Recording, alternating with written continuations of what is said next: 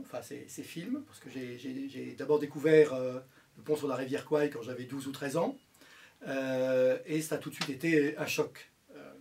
Ensuite, dans une période un petit peu postérieure, je suis retourné vers la période de David Lean plus intimiste, c'est-à-dire ces très belles adaptations de Charles Dickens, dont les Grandes Espérances, et puis son chef-d'œuvre intimiste, qui est Brief Encounter, Brève rencontre, et un peu plus tard aussi un film charmant avec Katharine Hepburn qui s'appelle Summertime, et qui se passe à Venise, et qui était un très très joli film, un peu méconnu aussi aujourd'hui dans la filmographie de notre ami David Lean.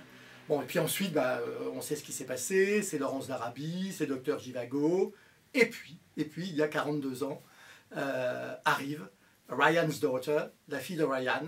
J'étais en première, je venais de passer mon bac français, et mes parents m'ont offert un voyage à Londres. Et pendant ce voyage, eh bien, je suis allé voir, en première exclusivité, avant que les Français probablement ne l'aient vu, je suis allé voir la fille de Ryan sur Piccadilly, avec un anglais qui n'était pas trop mauvais, mais enfin qui était l'anglais d'un jeune homme de 17 ans. Et là, c'était un choc. Voilà. Le premier choc, j'ai trouvé ce film absolument magnifique, à la fois sur le plan esthétique, mais sur le plan également de l'histoire. Et j'ai trouvé surtout que David Lean allait beaucoup plus loin que dans ses autres films. C'est-à-dire que ce que j'appellerais la petite histoire, ou l'histoire sentimentale, à côté de la grande histoire, prenait le pas de manière très nette. Bien sûr qu'il y a l'histoire et la vraie dans La fille de Ryan, comme dans Laurence d'Arabie, comme dans Le Docteur Zhivago ou Sous fond de révolution russe. Mais là, ce qui prime dans La fille de Ryan, c'est l'histoire, la fabuleuse histoire de Rosie, qui vraiment m'a capté.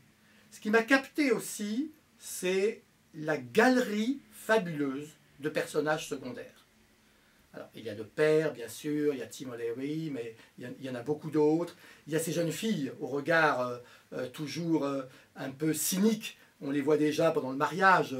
On sent qu'elles joueront un rôle important. Elles joueront un rôle important à la fin de ce film. Il y a ce couple avec l'épicière qui, à la fin, sera vengeresse, à tort. Et tout ça, je pense, à l'époque, j'ai compris que c'était probablement le film de David Lean le plus travaillé. Le plus travaillé à la fois sur le plan esthétique, même si Laurence d'Arabie était magnifique, mais là l'Irlande donne un décor absolument somptueux et il l'a filmé comme personne ne l'a jamais filmé. Et il s'est également concentré sur tous ces personnages secondaires qui font que finalement personne n'a de second rôle. Bon, alors je ne vais pas parler bien sûr du sourd-muet ni de Trevor Howard qui lui n'est pas un personnage secondaire, mais tous les autres sont aussi extrêmement importants.